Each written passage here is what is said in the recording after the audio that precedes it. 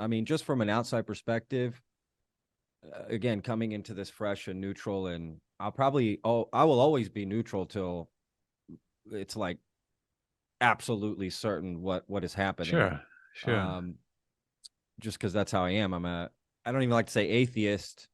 Really, I don't even like agnostic. I just say I don't know. I don't know yet. So I definitely just appreciate something more like that just seems a little more scientific and technical. You Yeah. know, I Yeah, don't I know. think if you can actually do something, that's great. And Sure. doing, yeah, if people are theorizing that there are UFOs flying around in the sky and people are seeing them, then that's something that's kind of testable.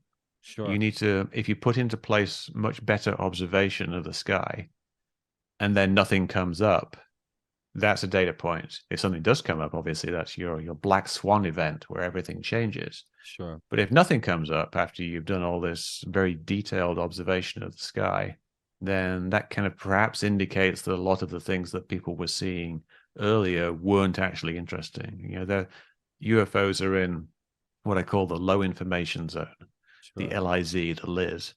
And you see a photograph of a UFO, you don't see a clear photograph of a UFO, you see a blurry one I know. because it's just a bit too far away. Yeah. And so what Avi Loeb and Project Galileo are doing is that they're pushing back the Liz. They're pushing back the low information zone, and they're peering into that formerly blurry region that was a bit too far away, and they're showing us what's actually there. So what's going to happen, in all likelihood, is just things are going to spring into high resolution, and you'll see what they are. You'll see it's a bird, it's a plane.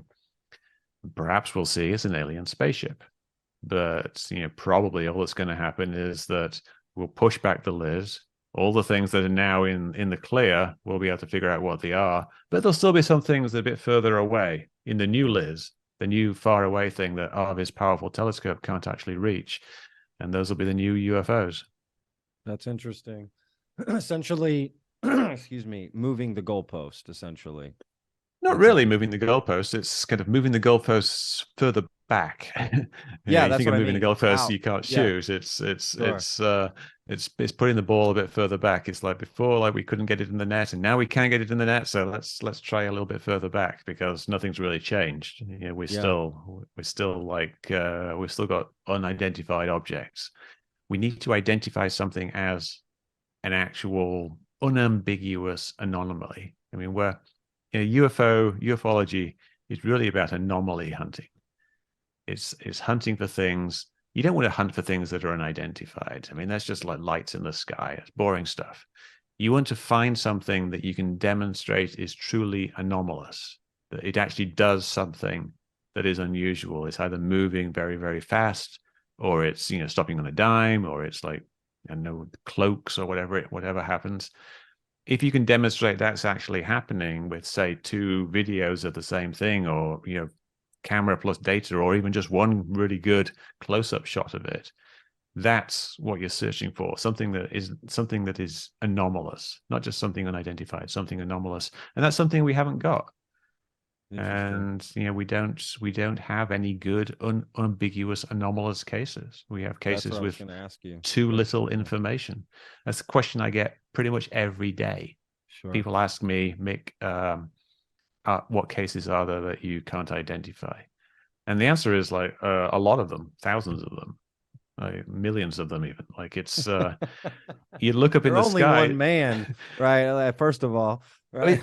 mean, the cases that no one could identify Yeah, yeah, because they don't contain enough information. If sure. someone just shows you, like, say, let's say the Phoenix lights, like say we didn't know that they were flares, or we're looking at, say, just one of the lights. Someone took a video of something like the Phoenix lights, and there's no additional information. You can't figure out what it is. It's some lights on the horizon. Maybe it's flares, maybe it's not, maybe it's fake. You don't know. It's just this crappy video. And that's kind of the standard of the evidence we have. Even things like, say, the gimbal video, the GoFast video, or the Nimitz videos. They're just fuzzy little blobs. It's not good. It's not good data. It's not like something that you can look at it and say, this is a UFO because it's like moving at the speed of light. It's not. It's a little fuzzy blob. not doing anything particularly interesting. The gimbal one is rotating, but that's just the camera rotating.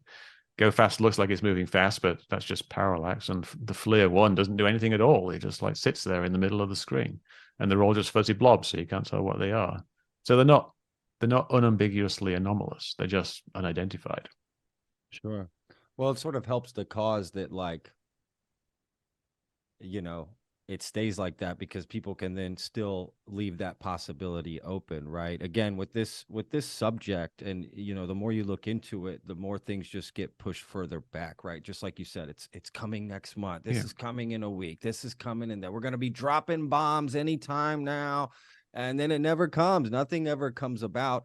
And of course, the government always has this sort of, well, national security. We got to keep this secret. So there's always a shadow we can't put a light on. And as long as that shadow stays there, right, that possibility, people will always use that possibility of extraterrestrials, right? And Yeah. I don't know if that's ever going to go away.